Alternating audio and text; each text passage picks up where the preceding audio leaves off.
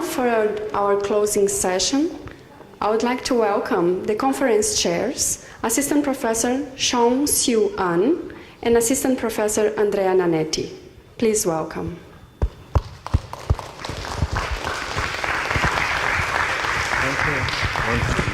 Thank you. Thank you very much to all of you. We are feeling quite excited, so we are speaking about the conference with Siew, and in a certain way we are quite scared, because instead of final remarks we should say that we are giving opening remarks, because this conference is becoming a workshop, and we had the evidence during these 2 days, because we saw with great pleasure that the speakers started to interact among each other, and they built up new forms of collaboration. So this new heritage science, this new way to look at heritage science already started to work, and I think we have a lot to do. Thinking at heritage science, so we still believe in what we published in the opening page of our conference program. So it is a domain of science. It is in a certain way, it is a non-discipline. Heritage science is not becoming a new discipline, but it is a new way to work on heritage. We saw in the image, in the icon that we wanted to give to the conference, and we thank most that help us to give a design to this, to our idea. So a man passing the word or something to a younger one. So it is a big responsibility that we feel and that we have. The first thought that we had, I wanted to start these remarks in this way, but I didn't want to scare you, telling you that in 100 years or maybe less, none of us will be here around. And we should think at how we can pass heritage, what we have, to the next generation. And being in a university, so it is all what a university has to do with, is this transmission of knowledge. It is the big picture, but in the big pictures we invited you here in order to find out which are the disciplines that can support this first step in building a new way to look at heritage science. We have different panels, and they work pretty well, starting from the fascinating keynote address that Professor Nanetti gave us. And I'd like to quote one of his sentences, so that heritage science gives us a new way to think at innovation. It was an excellent start, because in this way we can really say that heritage is a resource for innovation. We shouldn't think anymore at heritage as a problem, as an issue for development. It is a resource that we have, a great one. It is our greatest richness that we have.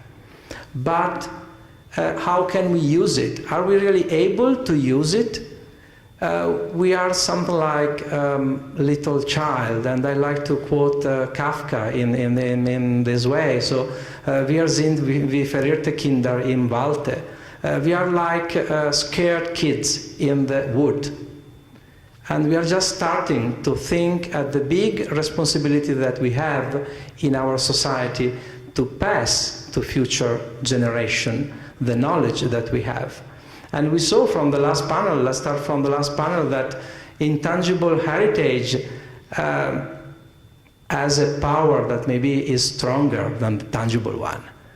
I like to start to quoting B with the power of mythology. So in transmission of knowledge, mythology told us that everything should keep alive if we want to transmit it. No way to preserve it in a tin, or no way to preserve things if we don't keep them alive. If you put something into a museum and you close the door, open the door after 20 years or 30 years, maybe nothing is left. The way in which we look at the past is the way in which we live, and we learned a lot about this conference. Passing the word to Siew, I would like to highlight just a thought on ancient philosophy, at least maybe at the very beginning of philosophy, when Plato started to write. And he called himself Philos tis Sophias in Greek, so a friend of Sophia, of wisdom, of the wise people. And the wise people were people that didn't write anything. So he was the first one who picked up things and transformed, used a new medium to transmit knowledge. But he was really aware that he was on the way to lose, we will say today with number, 90% of what he could get, writing down and transmitting knowledge. Okay, so I think with my students, we are the odd one out. We are physicists by training. You might wonder why physicists is involved in organizing a conference on heritage, but let me kind of answer that in an oblique fashion by recounting a conversation I had yesterday with a biologist from Chelsea. I don't know whether he's here now. He's not here, so I will just take the liberty to quote him. And I asked him, what is life? And he told me that biologists don't care about that anymore. Okay, so and I also learned a lot of things about heritage from Andrea, and he gave me a definition that made me think a lot more deeply about heritage, and that is heritage is the past living in the present. So again, there's this question of life. So we as living things, we can recognize life fairly easily. So we can tell that the table is dead, not alive, and human beings are alive. We can also see life in beyond biological organisms. We can see life in society, we can see life in culture. Now, the thing here is that it is not easy to pin down this essence of life. And this is where complexity science comes in. So complexity science studies things that organize themselves one layer at a time. So life, of course, is a phenomenon that occurs at a very, very high level. But we are talking about very low-level things right now. It's okay because we're just starting. I think by next year we have a better picture of where the life of society lies and where the life of heritage as a practice, a living practice, lies. And now I've forgotten where I'm supposed to end. But I think, so it's my strong belief that complexity theory has a lot to offer on answering this question. What is living? What is the living essence in heritage? And of course, we develop methods to understand data, whatever form it comes in, heritage data, the stories recounted. So I understand, of course, through working with a lot of social scientists, that narratives are very important. So basically storytelling, and complexity science actually provides some tools to help us get at some of these kind of hidden narratives. So we will, I think, after this conference, we'll talk to more people who has participated in this conference. We'll try to get them involved in working groups, start on smaller projects where we try to extract narratives, not in the traditional way where a whole bunch of people read a text and then try to figure out what the story is, but to actually apply some of the still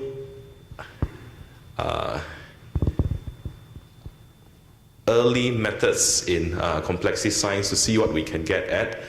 If it proves to be successful, we'll refine those methods. We try them on bigger data sets, and then we scale it up as we go along. So I think we're supposed to mention something about the second conference, right?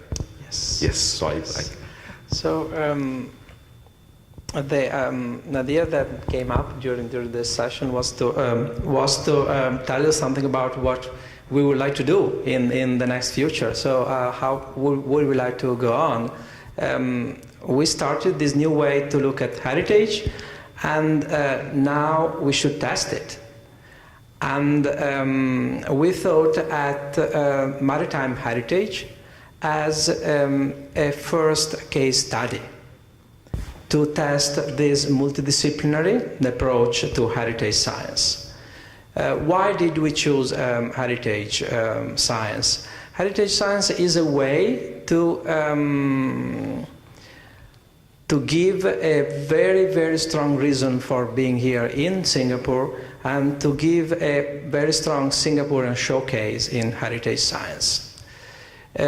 We chose Singapore as a case study for this first conference because we strongly believe that Singapore has the potential to develop new thoughts on heritage because of the not overwhelming amount of data that we can find in other countries, for example in China or in Europe or in countries like Greece, Italy, in which it wouldn't be so easy to work on the data related to heritage and to connect them to the other sciences and to let them work in a new system.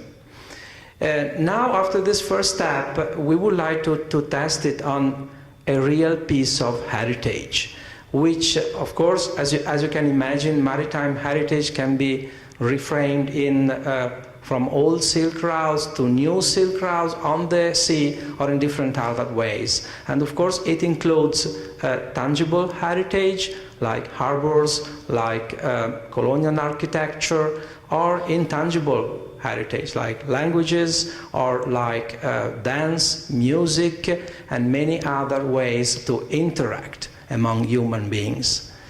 In between, as Nanetti taught us in his speech, we have all the material culture, which is tangible and intangible at the same time. We had an example yesterday, and that's why we wanted to have opera at the end of the first day, so in the in the middle of our conference, because opera is tangible and intangible at the same time, has a lot of material culture around, and has a big political meaning. Opera is not only for amusement, but opera was a big way and a powerful medium to transmit political ideas during the 19th century.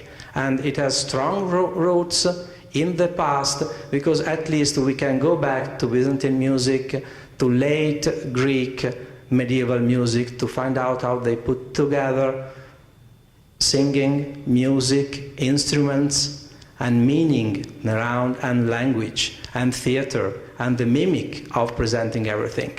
So it is something that is connected to knowledge, and mostly, I would say, to wisdom, which is transmitted.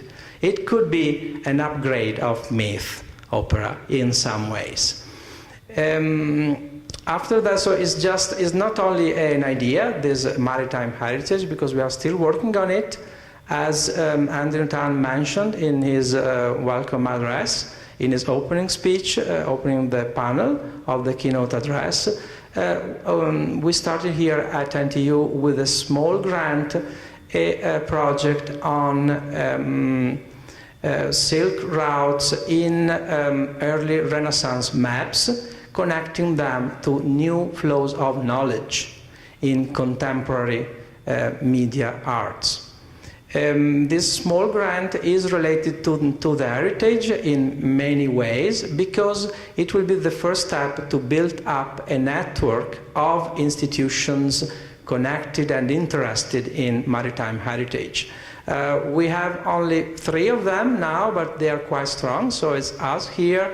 We have the Shanghai Jiaotong University with the Maritime Museum, and we have Venice with its tradition in maritime studies. We hope to involve other stakeholders around not only Asia but Europe, to have something like 12, 15 to start the first network, and to run a flow of data along the silk routes. So to share the knowledge that is embedded in each museum or artifact and to let it work around. It is quite a challenge, but I think it's the only way to test what we were theorizing here. I think we should thank them and not let them. So we thank you very, very much for being here, and starting from the speakers and of course from the people that believed in us at the very beginning. So the Complexity Institute and ADM, I want to thank, because I see them here, my chair, Professor Sorensens, Professor Vassbinder, and all other distinguished speakers, starting from Professor Novotny, who I saw there and was so patient to attend all the conference. Thank you very much. And of course I thank all the others that helped and that helped us to be here.